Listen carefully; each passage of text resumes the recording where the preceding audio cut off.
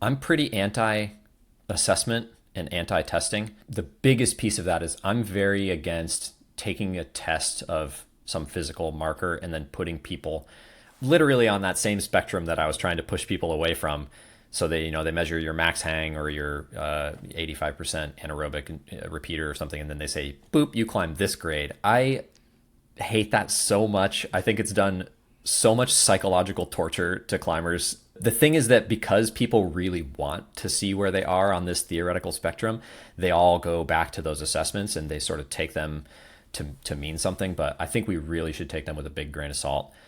I do think there's a lot of value in testing specific athletic qualities. Testing is a super important part of strength and conditioning development, but climbing is so skillful and so multifaceted that we need to just be really careful about how much we try to oversimplify it and how much faith we put in these tests that are only measuring a very small percentage of what it is you're even doing. Well, just to expand on that for a second, uh, I can see the issue with testing yourself and then trying to put it into a calculator to say you could do this or you should do this or this is what where you compare on the bell curve to others.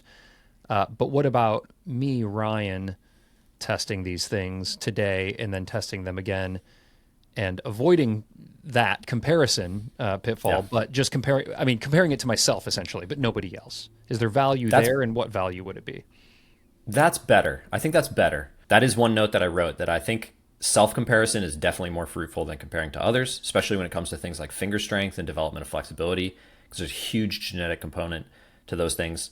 Some people just come into climbing with wicked finger strength genes and they're just always going to produce more force than you. I'm sorry. It sucks. That's how it is. Right. You know, they also probably don't have things that you have. Maybe there's subtler things that we'll never know. But as far as the finger strength goes and how like gram worthy the finger strength is, it's always going to suck. The self comparison, it's always going to be brutal. We all have to deal with that. We're all going to be gaslit. It's part of Yeah. being a climber. There's an economics concept called Goodhart's law.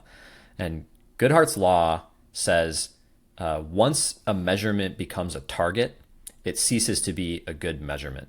So this was used for things like GDP of countries and like, specific parts of like them trying to develop their economy. Because basically they would realize that they would try to hit some target for their economy and all the politicians would just start gaming the system, or the companies involved would start gaming the system just to try to make the number go up instead of actually doing the things they needed to do to develop their economy. So Right. as soon as your goal is to add weight to your max hang, you're going to like mess with your form or find a hangboard with better, like more friction on the wood, or you're going to go to a gym that has AC, or you're going to find some way to make your max hang go up, and it is probably not going to have anything to do with your climbing, right? That's the most important thing, is to just be sure that the thing you're testing is very tightly tied to your actual climbing.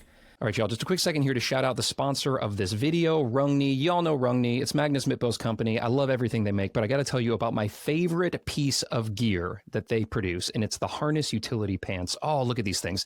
They're feather light. They are insanely comfortable, and they hold up to all the abuse that I throw at them indoors and out.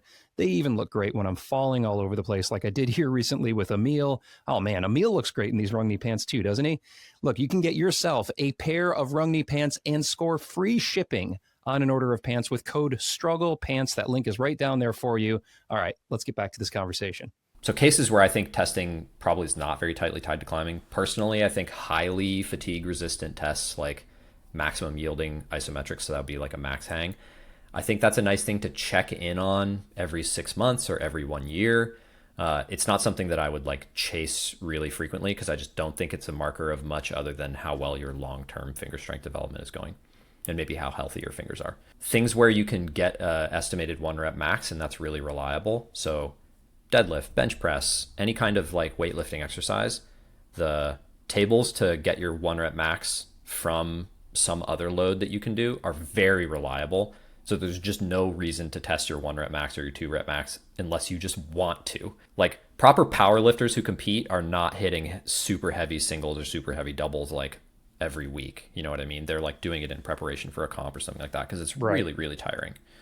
And same thing in climbing. We should be smart about how much we expose ourselves to that kind of stuff. What I would do instead of those things is be really consistent, stay challenged, recover well, hit your strength and conditioning guidelines. If you're doing all that stuff, the numbers are probably going to be going up in your training. And that's just as good as seeing numbers go up on tests, right? That's what I pay attention to in my own training with my lifts and stuff like that. It's like I'm eking out one more rep at the same weight, or maybe I'm putting 2.5 pounds on the bar or whatever, right? That's an improvement that I care about. I don't need to test my 1 rep max to like see that improvement. And then as far as climbing and things like finger strength go, I think qualitative gains are really valuable. You just want to be careful to like average out a bunch of sessions and not take any one session to be your indicator. So like, how do you feel on small holds? How do you feel on slopers? How do you feel on heel hooks?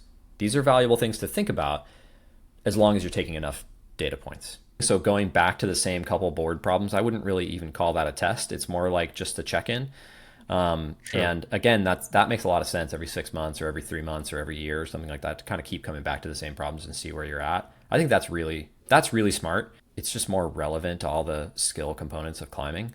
The one place where it might lead you astray is like if you come up with your bevy of problems you're going to use to check in on yourself, and then you don't do any types of climbing that are going to develop the skills that those problems involve. So like, let's say you pick 3 moonboard problems and then you just climb in the gym for 3 months and then you check in on your 3 moonboard problems. It's like, well, don't be shocked if you're not any better on them than you were, or you're even worse than you were before, because it's a different environment, different skills, et cetera, et cetera. So Sure. you do need to be careful about that kind of thing. It's interesting because I did have a conversation with Nate Drolet about this a while back, and there's like the test, and then there's the practicing for the test, and does the practicing for the test skew what the potential test results are? And so we did kind of talk through the pros and cons of that. And so ultimately where we landed is he gave me a few moonboard problems. I was on the moonboard a lot at that time, a few moonboard problems to try and film. And then he said, but don't work on them. Or if you do, do it like very sparingly, like check in like very sparingly on them, but work on a bunch of these other problems that have similar moves and similar holds. And, you know, then when we come back, you won't have like essentially tried to just game the test, but it'll be a better indicator of how you're progressing on the moonboard in general and how your strength and technique and power and all those things are. I have yet to go back and I need to do the second half of that test is what I need to do, but we've done the first part. Unsurprisingly great. I mean, Nate's stuff is always good, but that safety that he put in of like, don't just try this problem a whole bunch. That's exactly what I was talking about with the Goodhart's law thing. It's like if you set your tests of where you're at as these problems, but then you're allowed to try those problems as much as you want, then it's kind of not really a very good goal or good measure anymore. You're not really measuring anything except for how many days a week you can climb on a moonboard, basically. Hey, if you like this video, check out what I got going on over on Patreon. I've got over 100 hours of videos and bonus episodes with the absolute biggest names in rock climbing, from Adam Ondra to Magnus Mitbo, Alex Honnold, basically everybody under the sun. They're all right there, and you can watch them for free right now with a 7-day trial.